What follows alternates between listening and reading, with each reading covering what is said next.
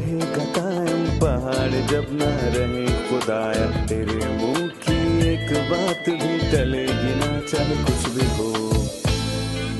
عزیز ناظرین، میں Ayad Zarif آپ تمام دیکھنے والوں کو ہمارے روز کے بائبلی مطالعاتی پروگرام کی نئی قسط میں خوش آمدید کرتا ہوں۔ ابھی ہم زبور کی کتاب کا مطالعہ کر رہے ہیں اور آج ہم زبور 91 کا مطالعہ کریں گے، ان سب کے لیے جو پناہ اور تحفظ کے متلاشی ہیں۔ یہ زبور ذاتی طور پر انہیں عطا کیا گیا ہے، خاص کر ان لوگوں کے لیے جو خوف اور دہشت محسوس کرتے ہیں اور مستقبل کے خدشات سے خوف زدہ ہیں۔ یہ زبور شخصی طور پر ان لوگوں کے لیے ہے۔ اگر آپ خود کو محفوظ کرنا چاہتے ہیں اور اپنی زندگی کی ضمانت چاہتے ہیں تو یہ زبور شخصی طور پر آپ کے لیے ہے۔ اس لیے میں آپ سے کہوں گا کہ آج کے مطالعے میں ہمارے ساتھ شریک ہوں، اپنی بائبل مقدس کھولیے اور زبور 91 نکالیں۔ لیکن پروگرام کے باقاعدہ آغاز سے پہلے میں خدا کے خادم کا خیر مقدم کروں گا۔ خوش آمدید بھائی۔ شکریہ بھائی۔ اور اسٹوڈیو میں آئے ہمارے دیگر مہمانوں کو بھی خوش آمدید۔ بھائی یوسف، میں چاہوں گا کہ آپ زبور 91 کے متعلق ہمیں کچھ بتائیے۔ دیکھیں بھائی، اس زبور کا موضوع ہے، پچھلے زبور میں ہم نے دیکھا کہ ساری قوم آزمائی گئی اور وہ اس آزمائش میں بالکل ناکام رہی، اور میں کہوں گا کہ افسوس کہ مصر سے نکلنے والوں کی بیابان میں لاشیں گریں، کیونکہ ہم تیرے قہر سے فنا ہوں گے اور تیرے غضب سے پریشان ہوئے۔ لیکن یہاں ہم ایک شخص کو دیکھتے ہیں جسے میں دوسرا انسان کہوں گا، وہ آدمی جو کہ ہر طرح کے آدمیوں سے بالکل مختلف ہے، اور میں کہوں گا کہ وہ آدمی یقیناً یسوع المسیح ہے، اور اسی لیے یہ زبور مسیح کے مزامیروں میں سے ایک ہے۔ اور نہ صرف ہم ایسا کہتے ہیں بلکہ شیطان نے بیابان میں مسیح کو آزماتے وقت اسی زبور کا حوالہ دیا، اور اس زبور کا حوالہ مسیح کو دے کر آزمایا گیا، اور جی ہاں، وہ آزمائش میں کامیاب ہونے والا انسان ہے۔ پھر بھائی یوسف، زبور 90 کے مقابلے میں جہاں لوگ بیابان میں ناکام ہوئے اور خدا کا قہر ان پر ان کی بغاوت کے نتیجے میں پڑا، وہیں مسیح کے سفر یا قیام کا تذکرہ کیا گیا، جس نے خدا پر بھروسہ رکھا جو قادر مطلق کے سایہ میں سکونت کرتا ہے۔ صحیح۔ کیا آپ کے پاس اس زبور کی کوئی خاص تقسیم ہے؟ میں اسے یوں تقسیم کرتا ہوں کہ آیت 1 اور پھر دوسری آیت میں مسیح کے کلام کو دیکھتا ہوں، اور پھر آیت 3 اور پھر 13 میں ہم روح القدس کے ایک واضح تبصرے کو دیکھتے ہیں، اور اس کے بعد آیت 14 سے لے کر 16ویں آیت تک ہم باپ کے وعدے کو دیکھتے ہیں۔ پہلے مسیح خطاب کرتا ہے آیت 1 سے 2 اور آیت 3 سے 13 روح القدس کی اس شاندار زندگی کے متعلق روح القدس کا تبصرہ ہے، اور پھر باپ کا وعدہ آخری 3 آیات 14 تا 16 میں موجود ہے۔ صحیح، میں پہلے حصے کو لینا چاہوں گا جس کا آپ نے حوالہ دیا، جو آیات 1 اور 2 میں ہے۔ لکھا ہے، جو حق تعالیٰ کے پردہ میں رہتا ہے وہ قادر مطلق کے سایہ میں سکونت کرے گا۔ میں خدا ان کے بارے میں کہوں گا، وہی میری پناہ اور میرا گڑھ ہے، وہ میرا خدا ہے جس پر میرا توکل ہے۔ ان حیران کن الفاظ میں آپ کیا دیکھتے ہیں؟ دیکھیں بھائی، پہلی آیت میں اسے ایک عام اصول کہوں گا، جو حق تعالیٰ کے پردہ میں رہتا ہے وہ قادر مطلق کے سائے میں سکونت کرے گا، اور قادر مطلق کے سائے سے بڑھ کر کوئی بھی پناہ گاہ نہیں ہے، اور جو بھی اس کے پردہ میں رہتا ہے وہ قادر مطلق کے سائے میں سکونت کرتا ہے۔ زندگی بہت ہی مختصر ہے، اور مسیح یسوع کی زمینی زندگی بھی مختصر تھی، اور واقعتاً ہماری زمینی زندگی بھی مختصر ہے۔ یہ ایسی مختصر ہے، میں کہوں گا جیسے کہ رات کا ایک پہر ہو۔ وہ قادر مطلق کے سائے میں سکونت کرے گا۔ قادر مطلق کے سائے میں سکونت کرنا انسان کے لیے شاندار ہے، اور یہ ایک عام اصول ہے، لیکن مسیح کے اپنے الفاظ ہیں کہ میں خدا کے بارے میں کہوں گا۔ جب وہ بیابان میں تھا تو میں کہوں گا اسے آزمایا گیا، وہ بیابان میں رہتا تھا اور وہ بطور انسان اس بیابان میں آزمایا گیا۔ میں خداوند کے بارے میں کہوں گا، وہی میری پناہ گاہ ہے، وہ میرا گڑھ ہے، وہ میرا خدا ہے جس پر میرا توکل ہے۔ مسیح مرد کامل تھا جو ہمیشہ خدا پر توکل کرتا۔ چونکہ ہم مطالعہ کر رہے ہیں، ہم حصے میں خدا کے ناموں کی طرف اشارہ کرنا چاہیں گے۔ یہاں خدا کو حق تعالی اور قادر مطلق کہا گیا ہے۔ اس حصے میں درج خدا کے ناموں کے متعلق ہمیں بتائیے۔ جی، زبور کی شروعات میں ہم خدا کے ناموں کو دیکھتے ہیں۔ حق تعالیٰ قادر مطلق، خداوند یہوہ اور میرا خدا، یعنی کہ الوہیم۔ یہ نام ہے الیون حق تعالیٰ، وہ قادر مطلق ہے یعنی کہ ایل شدائی، اور خداوند ہے یہوہ، وہ میرا خدا ایلوہیم ہے۔ اور پھر زبور کے آخر میں ہم شیطان کے ناموں کو دیکھتے ہیں، اور وہ سیاد سانپ ہے، ببر ہے اور جوان شیر ہے۔ سو یہاں پر خدا کے دشمنوں کے لیے 4 نام ہیں، اور زبور کی شروعات میں 4 ہی نام ہیں ہمارے خداوند کے لیے۔ شکریہ۔ ہم یہاں پر ایک وقفہ لیں گے اور پھر مہمانوں کے سوالات کے ساتھ حاضر ہوں گے۔ ناظرین، ملتے ہیں ایک چھوٹے سے وقفے کے بعد، ہمارے ساتھ رہیے۔ زبور 90 میں زندگی اور روشنی کا گیت ہے۔ یہ مسیحا کا مزمور ہے جو خداوند یسوع مسیح کا عظیم خاکہ پیش کرتا ہے اور ہم سب کے لیے پناہ اور حفاظت کے مقام کو بھی ظاہر کرتا ہے۔ زبور 90 یہ پہلے آدم کی تصویر ہے۔ آدم جس میں سب مرے، یہ موت کا مزمور تھا۔ زبور 91 خداوند یسوع مسیح کی آسمانی تصویر ہے، اور یہ بے شک مسیحا کا مزمور ہے اور زندگی کا مزمور ہے، نہ کہ موت کا۔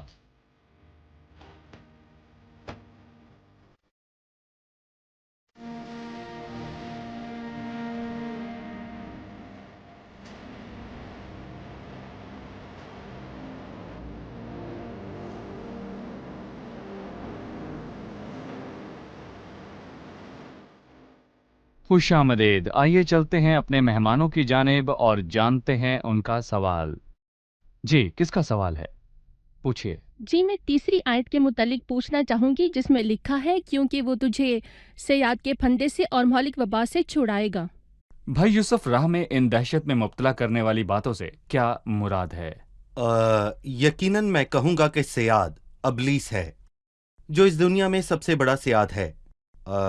اور سیاد ہمیشہ ہی چالاک ہوتا ہے، اور وہ اپنے شکار کو پکڑنا چاہتا ہے۔ اور وہ کس کا شکار کرنا چاہتا ہے؟ وہ ہر ایک شکار کے لیے اس میں ایک چارہ ہوتا پھندا ہے۔ تیار کرتا ہے، اس میں چارہ ہوتا ہے۔ اور یہاں وہ سیاد کا ذکر کرتا ہے جب وہ پرندوں کا شکار کرتا ہے۔ سو ہر ایک پرندے کے شکار کے لیے اس کے پاس ایک مخصوص پھندا ہے۔ اور ہم دوسرے تموتیوس کے دوسرے باب میں یہ دیکھتے ہیں کہ لکھا ہے، اور خدا کے بندے کے ہاتھ سے خدا کی مرضی کے اسیر ہو کر ابلیس کے پھندے سے چھوٹیں۔ تو میں کہوں گا کہ ابلیس ایک بڑا سیاد ہے، اور وہ ہماری راہ میں پھندا لگاتا ہے۔ لیکن وہ یہاں پر کہتا ہے کہ خدا جس پر تم بھروسہ رکھتے ہو تمہیں سیاد کے پھندے سے چھڑاتا ہے۔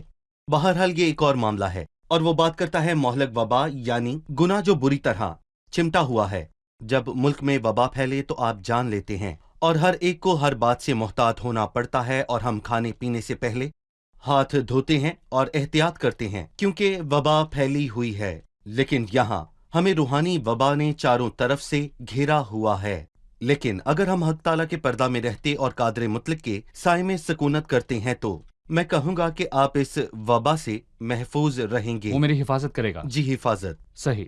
لہٰذا بھائی یوسف، سیاد ابلیس ہے، مہلک وبا گناہ ہے، رات کی ہیبت بھی ہے۔ رات کی ہیبت سے کیا مراد ہے؟ 5ویں آیت میں ہم 5 اور 6ٹھی آیت میں ہم دو باتوں کا ذکر دیکھتے ہیں۔ تو نہ رات کی ہیبت سے ڈرے گا اور نہ دن کو اڑنے والے تیر سے۔ اور 6ٹھی آیت، نہ اس وبا سے جو اندھیرے میں چلتی ہے، اور نہ اس ہلاکت سے جو دوپہر کو ویران کرتی ہے۔ اور اسے ہم کہہ سکتے ہیں ظاہری یا پھر پوشیدہ، وہ جنہیں آپ دیکھ سکتے ہیں اور وہ جنہیں نہیں دیکھ سکتے۔ مطلب دن کے وقت آپ خطرے کو دیکھ سکتے ہیں، لیکن جب رات آتی ہے تو آپ نہیں دیکھ سکتے۔ مطلب وبا اندھیرے میں چلتی ہے اور ہلاکت دوپہر کو ویران کرتی ہے۔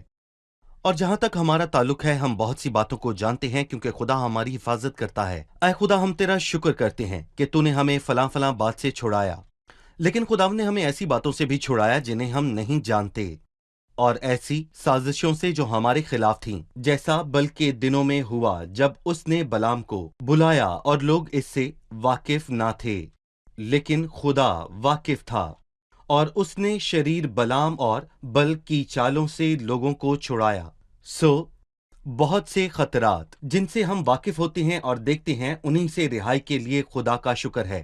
لیکن جب ہم خدا کی تخت کے سامنے کھڑے ہوتے ہیں اور زندگی کو دیکھتے ہیں تو ہمیں پتہ چلتا ہے کہ بہت سی باتیں اور بھی ہیں، وہ باتیں جو ہمارے خلاف ہیں اور ہم ان سے واقف نہیں ہیں۔ اس نے ہمیں وبا سے چھڑایا جو رات کو چلتی ہے، اور رات کی ہیبت سے، اور میں کہوں گا یہ خدا کا کام ہے۔ یعقوب عیساؤ سے ڈرتا تھا، عیساؤ کے لیے حساب کتاب کیا؟ وہ جانتا تھا کہ اس کے پیچھے لابن ہے، ظاہری اور پوشیدہ، لیکن خدا نے لابن کے معاملے میں بھی مداخلت کی اور حد مقرر کی تاکہ وہ یعقوب کے ساتھ حد پار نہ کرے۔ بالکل۔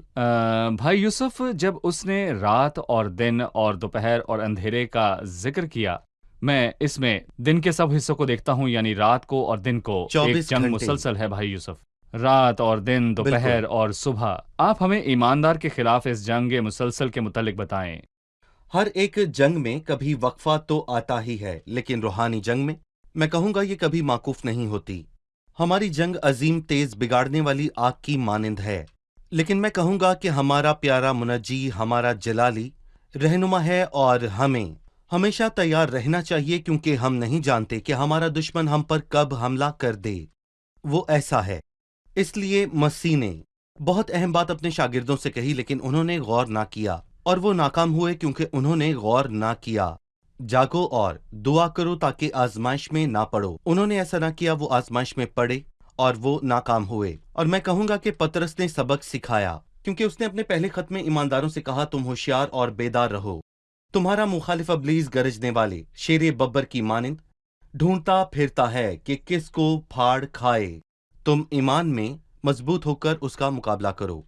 بھائی یوسف، 7ویں آیت میں خدا کے کام کا ذکر ہے کہ تیرے آس پاس 1000 گر جائیں گے اور تیرے دہنے ہاتھ کی طرف 10,000، لیکن وہ تیرے نزدیک نہ آئے گی، لیکن تو اپنی آنکھوں سے نگاہ کرے گا اور شریروں کے انجام کو دیکھے گا۔ کیا اس کا مطلب یہ ہے کہ آس پاس کے تمام دشمن ہمارے قریب بالکل نہیں آ سکتے، یا کوئی حادثہ یا بیماری یا تنگ دستی یا موت ایماندار کے نزدیک نہیں آ سکتی؟ میرا مطلب، کیا کوئی مسلسل ہمیں بچاتا ہے ان ایمانداروں کا کیا جو قتل و غارت کا شکار ہوتے ہیں؟ دیکھیں، اگر ہم یہ کہیں کہ یہ زبور مسیح کے حوالے سے ہے، تو میں کہوں گا کہ کیا مسیح کی زندگی آسان تھی؟ نہیں۔ اور کیا اس کے خلاف مصیبتیں اور سازشیں تھیں؟ جی ہاں، بالکل تھیں۔ بہرحال میں کہوں گا کہ کیا وقت کے آنے سے پہلے لوگ مسیح کا کچھ کر پائے؟ بالکل نہیں۔ اور میں کہوں گا کہ اسی کا اطلاق ہم سب پر ہوتا ہے۔ اگر خدا ہمیں روحانی آزمائش میں ڈالنا چاہے تاکہ ہم اس سے کچھ سیکھیں، تو وہ ایسا ہونے دے گا اور ہم کچھ نہیں کر پائیں گے، لیکن ہم دشمن کے رحم و کرم پر نہیں، بلکہ ہم خدا کی رحمت کے سائے میں ہیں، بلکہ مسیح ہی کی طرح کسی نے اس پر ہاتھ نہ ڈالا، کیونکہ اب تک اس کا وقت نہیں آیا تھا۔ لہٰذا آپ خدمت میں ہیں اور مسیح یسوع آپ پر کسی قسم کی آزمائش نہیں آنے دے گا، تو کوئی آپ کے خیمہ کے نزدیک نہیں آ سکتا، لیکن اگر وہ اجازت دیتا ہے تو یہ آپ کی بھلائی کے لیے ہوگا۔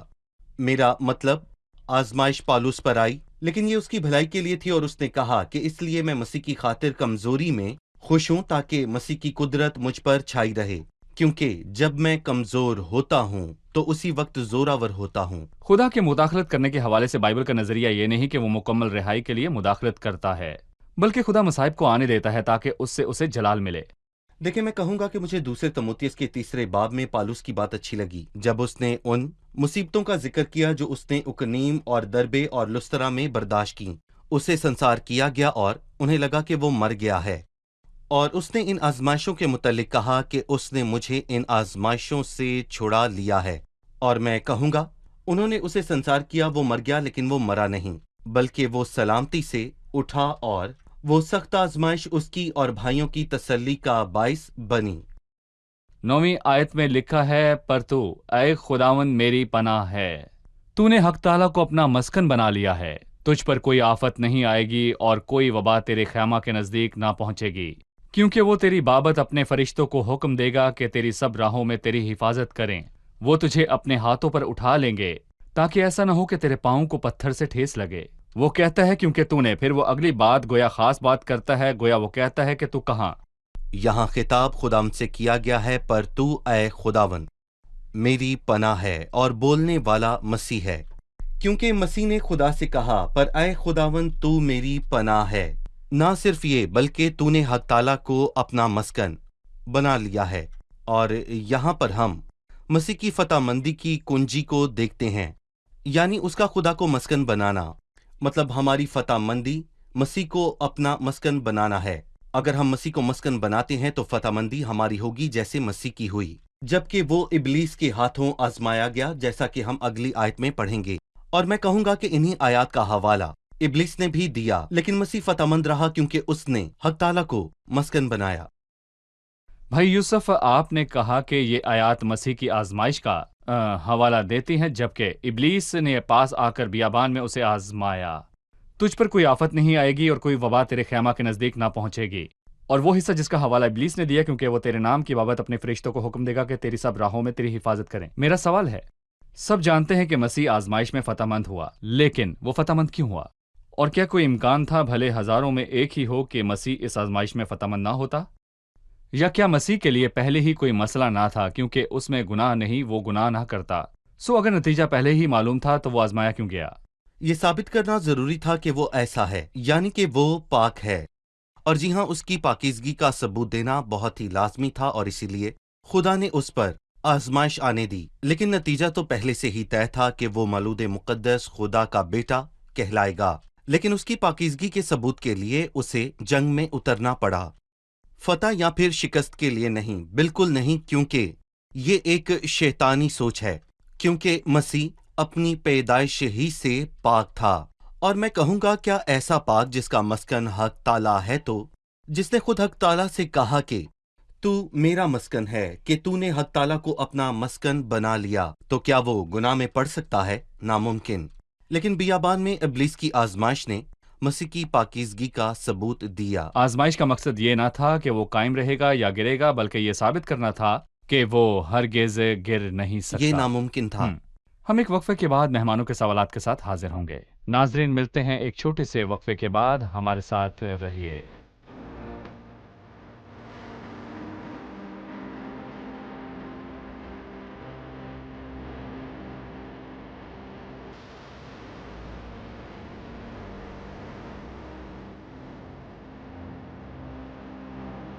ایک بار پھر سے خوش آمدید۔ آئیے زبور 91 کے مطالعے میں آگے بڑھتے ہیں، لیکن پہلے جانتے ہیں مہمانوں سے سوال۔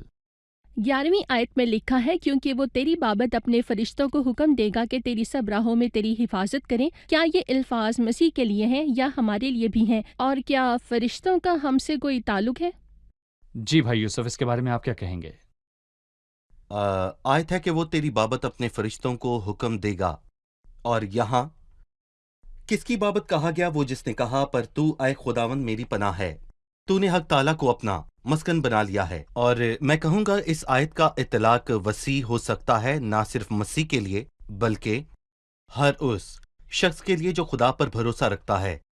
عبرانیوں کے پہلے باب میں وہ فرشتوں کے متعلق کہتا ہے کہ کیا وہ سب خدمت گزار روحیں نہیں جو نجات کی میراث پانے والوں کی خاطر خدمت کو بھیجی جاتی ہیں؟ جی، فرشتے مقدسین کے خدمت گزار ہیں۔ ہم نہیں جانتے فرشتوں نے ہماری کتنی خدمت کی جب تک ہم آسمان پر نہ جائیں۔ سب مقدسین خدا کے فرزند ہیں۔ خدا کے سب فرزند۔ لیکن میں یہاں پر یہ کہوں گا کہ فرشتوں سے بات کرنا بہت بڑی غلطی ہے، یا دعا کرنا دعا خدا سے کی جاتی ہے، کیونکہ میں خدا سے مانگتا ہوں اور وہ سچ میں بے نیاز خدا ہے۔ مطلب علیشا نے کیسے دعا کی؟ خدا نے فرشتے کو بھیجا، کیا اس نے اس سے بات کی کہ اے فرشتوں میری مدد کرو؟ یا اس نے خدا سے دعا کی کہ وہ ان نوجوانوں کی آنکھیں کھولے؟ اور اس نے دیکھا کہ پہاڑ گھوڑوں اور آتشی رتھوں سے بھرا ہے۔ میں دعا کرتا ہوں کہ خدا میرے لیے ایک فرشتے کو بھیجے جیسے دانیل کے لیے بھیجا تھا، یا لوط کی طرح 2 فرشتوں کو، یا پھر یعقوب کی طرح لشکر کو بھیجے جس طرح اس نے یعقوب کے لیے بھیجا۔ لیکن ہمیں صرف خدا سے بات کرنی ہے، صرف اور صرف اپنے باپ سے، نہ کہ فرشتوں سے۔ اور میں یہاں کہوں گا کہ بھلے ہی یہ کام دراصل فرشتوں کا ہی کام ہے کہ وہ ہماری حفاظت کریں۔ اور یہ ترتیب ہے بھائی یوسف، پر تو اے خداوند میری پناہ ہے، کیونکہ وہ تیری بابت جی اپنے فرشتوں کو حکم دے گا۔ میں صحیح۔ خدا ہی سے دعا کروں، اس کی حفاظت کا طالب ہوں، وہ اپنے فرشتوں کو میری بابت حکم دے گا کہ میری خدمت کریں۔ یہ بات ہے کہ فرشتوں کا کردار یہ ہے کہ ایمانداروں کی خدمت گزار ہوں۔ صحیح۔ بھائی یوسف، آپ کی تقسیم کے مطابق جب ہم تیسرے حصے پر پہنچتے ہیں، پہلی اور دوسری آیت مسیح کا کلام ہے، اور تیسری آیت سے 13ویں آیت روح القدس کا کلام ہے۔ یہاں وہ باپ کے وعدے کا تذکرہ کرتا ہے، اور 14ویں آیت سے لکھا ہے، چونکہ اس نے مجھ سے دل لگایا ہے اس لیے میں اسے چھڑاؤں گا، میں اسے سرفراز کروں گا، کیونکہ اس نے میرا نام پہچانا ہے، وہ مجھے پکارے گا اور میں اسے جواب دوں گا، میں مصیبت میں اس کے ساتھ رہوں گا، میں اسے چھڑاؤں گا اور عزت بخشوں گا، میں اسے عمر کی درازی سے آسودہ کروں گا، اپنی نجات اسے دکھاؤں گا۔ ان الفاظ سے کیا مراد ہے؟ میں دیکھتا ہوں اس میں زبور 90 کا جواب ہے، کیونکہ اس کا اختتام 7 درخواستوں پر ہوتا ہے، اور زبور 91 کا اختتام 7 وعدوں پر، اور میں یہاں کہوں گا کہ زبور 90 کے مطابق در حقیقت انسان کی زندگی بہت ہی مختصر ہوتی ہے، اور زبور 91 کے مطابق میں اسے عمر کی درازی سے آسودہ کروں گا۔ اس میں عمر کی درازی ہے۔ زبور 90 کے مطابق انہوں نے خداوند کو غضبناک کیا، اور زبور 91 کے مطابق اس نے خدا سے دل لگایا اور وہ اسے چھڑائے گا۔ اور یہاں پر ہم دیکھتے ہیں کہ اس نے 7 وعدوں میں اس سے کچھ کہا۔ پہلی بات یہ ہے، کیونکہ اس نے مجھ سے دل لگایا ہے اس لیے میں اسے چھڑاؤں گا اور میں اسے سرفراز کروں گا۔ اس نے میرا نام پہچانا ہے، وہ مجھے پکارے گا اور میں اسے جواب دوں گا۔ میں اسے چھڑاؤں گا اور عزت بخشوں گا، اور میں اسے عمر کی درازی سے آسودہ کروں گا، اور پھر آخر میں اسے اپنی نجات دکھاؤں گا۔ کیوں؟ کیونکہ اس نے مجھ سے دل لگایا ہے۔ سو مجھ سے اور ہر ایک دیندار سے جو خدا سے محبت رکھتا ہے، کیا تقاضا ہے کہ وہ خدا سے دل لگائے؟ تو میں نہ صرف اس کا ڈر رکھوں اور دہشت میں اس کے پاس جاؤں، بلکہ اسے محبت رکھوں اور اس سے دل لگاؤں۔ اور مثال کے طور پر جیسا یونتن کے لیے لکھا ہے کہ جب وہ ساؤل کے ساتھ بات کر چکا تو یونتن کا دل داؤد کے ساتھ ایسا مل گیا کہ یونتن اس سے اپنی جان کے برابر محبت کرنے لگا۔ ہمیں بھی اپنی جان سے بڑھ کر اس سے محبت کرنی ہے۔ جب وہ کہتا ہے میں مصیبت میں اس کے ساتھ رہوں گا، میں اسے چھڑاؤں گا اور عزت بخشوں گا، مطلب یہ ایک مختلف نظریہ ہے، کیونکہ اکثر ہم تصور کرتے ہیں کہ خدا ہمیں مصیبت سے چھڑاتا اور کسی مصیبت میں پڑنے نہیں دیتا، لیکن جب پڑھتے ہیں وہ مصیبت تو آنے دیتا ہے لیکن مصیبت میں ہمارے ساتھ رہتا ہے۔ لہٰذا اس نظریے کے متعلق ہمیں مزید بتائیے۔ دیکھیں، خدا پریشانی آنے دیتا ہے جی، اور وہ مصیبت سے ہمیں رہائی دیتا ہے۔ وہ مصیبت کے دوران یقین کریں کہ ہماری رہائی ہے۔ اور میں کہوں گا کہ یہ تینوں باتیں ہمیں اعمال کے 16ویں باب کی کہانی میں نظر آتی ہیں۔ وہ قید خانہ میں تھے لیکن وہ خدا کی حمد کر رہے ہیں، یہ مصیبت میں رہائی ہے۔ آپ بیماری میں خوشی منا رہے ہیں، آزمائش میں ہے لیکن اس سے اوپر ہیں، یہ مصیبت سے رہائی ہے، کیونکہ خدا نے انہیں چھڑایا تھا۔ اور رات کو زلزلہ آیا اور انہیں مصیبت سے رہائی ملی اور وہ صبح رہا ہوئے۔ لیکن میں کہوں گا کہ خدا نے مصیبت میں ہمارے ساتھ رہنے کا فیصلہ کیوں کیا بجائے ہمیں چھوڑنے کے؟ کیونکہ مصیبت کے دوران بھی رہائی ہے، جس کا مطلب ہے کہ خدا حاکم ہے۔ اس نے مجھے آزمائش میں پڑنے دیا تاکہ میں اوروں کے لیے برکت کا باعث بنوں، اور وہ آزمائش میں ساتھ رہا تاکہ میں مشکلیں محسوس نہ کروں، اور وہ آخر میں میرے ساتھ تھا اور وہ مجھے ایسی کشادہ جگہ لے گیا جہاں دکھ نہیں۔ ہمیں ان 3 مردوں کا واقعہ بھی یاد ہے جنہیں بھٹی میں ڈالا گیا۔ اس نے انہیں بھٹی میں جانے سے نہ بچایا بلکہ مصیبت میں ان کے ساتھ رہا، اور انہوں نے دیکھا کہ چوتھے کی صورت میں اللہ زادہ جیسی ہے، اور بھائی یوسف مسیح اپنے آنے تک مصیبت زدوں کی مصیبت میں ان کے ساتھ رہے گا۔ صحیح۔ خداوند آپ کو برکت دے بھائی یوسف۔ اب وقت ہوا ہے کہ ہم جانیں کہ مہمانوں نے آج کیا سیکھا۔ جی، آج آپ نے کیا سیکھا؟ آج ہم دیکھتے ہیں کہ ہمارے ارد گرد برائی ہی برائی ہے اور بھلائی کا دشمن زوردار وار کر رہا ہے، اور ہمارے پاس خدا کے سوا اس کا اور کوئی حل نہیں۔ اگرچہ ابلیس ہم پر دن اور رات حملے کرتا ہے تو بھی ہم قادر مطلق کی پناہ میں محفوظ رہتے ہیں۔ اس نے مجھ سے دل لگایا ہے اس لیے میں اسے چھڑاؤں گا۔ فتح مندی کی کنجی یسوع مسیح ہے۔ مجھے یہ بات بہت پسند آئی کہ خدا ہمیں ہر دیکھی اور اندیکھی مشکل سے چھڑاتا ہے۔ جب ہمیں ہماری دعا کا جواب نہیں ملتا تو ہمیں جاننا ہے کہ خدا ہماری بھلائی کے لیے کام کر رہا ہے۔ یہ بہت بڑی بات ہے کہ مسیح ہمیشہ مصیبت کے وقت میں میرے ساتھ ہے، اس سے اور اس میں اور اس کے دوران مجھے رہائی دے سکتا ہے۔ یہ احساس ہی اس وقت تحفظ فراہم کرتا ہے۔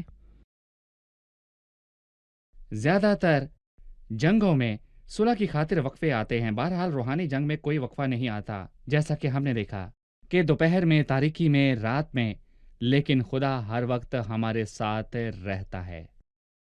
شکریہ، خداوند آپ کو برکت دے۔ بھائی یوسف آپ کا بھی شکریہ۔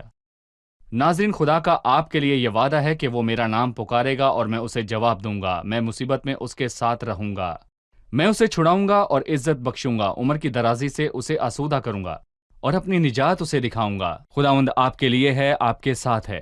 ہو سکتا ہے کہ وہ آپ پر مشکل آنے دے، اور اگر وہ آپ پر مشکل آنے دیتا ہے تو وہ آپ کو چھوڑتا نہیں، وہ اس مشکل میں آپ کے ساتھ ہے، وہ آپ کو مشکل سے چھڑا سکتا ہے، وہ ہمیشہ آپ کے ساتھ ہوتا ہے اور آپ کو مشکلات سے نجات دے سکتا ہے۔ میرا مطلب آپ کے ارد گرد بہت سے لوگ ہوں گے جو آپ کو مشکل میں صابر اور شاکر دیکھتے ہیں، وہ دیکھتے ہیں کہ آپ خوشی مناتے ہیں اور اپنی مشکل میں اپنے ساتھ خداوند کو محسوس کرتے ہیں، تب وہ لوگ حوصلہ پاتے اور خداوند کو جاننے لگتے ہیں۔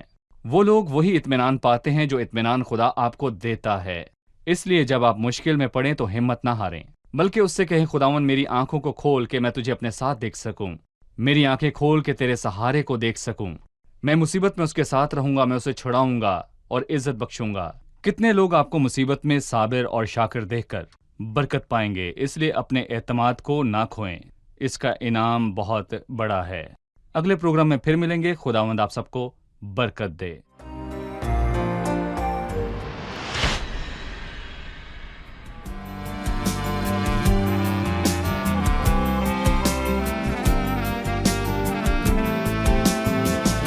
كاهن عظيم قادر رحيم ربي يسوع، مهما نقابل من مشاكل من آلام، يقدر يعين متجربين، يمسح دموع، يشفي أنين المكسورين، يدي سلام. انت اللي قلبك كله جود من نحونا، كلك صلاح أبدا ما ترضى تضرنا، وقت الألم عندك بنيجي وننحني، فكرك أكيد أعلى بكتير من فكرنا.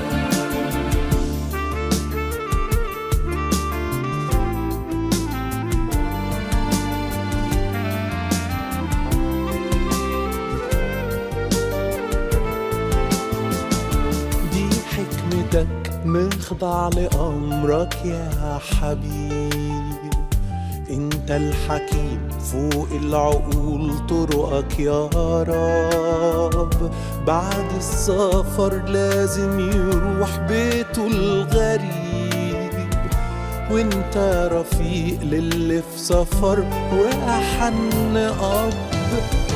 انت اللي قلبك كله جود من نحونا، كلك صلاح أبدا ما ترضى تضرنا، وقت الألم عندك بنيجي وننحني، فكرك أكيد أعلى بكتير من فكرنا، فكرك أكيد أعلى بكتير من فكرنا.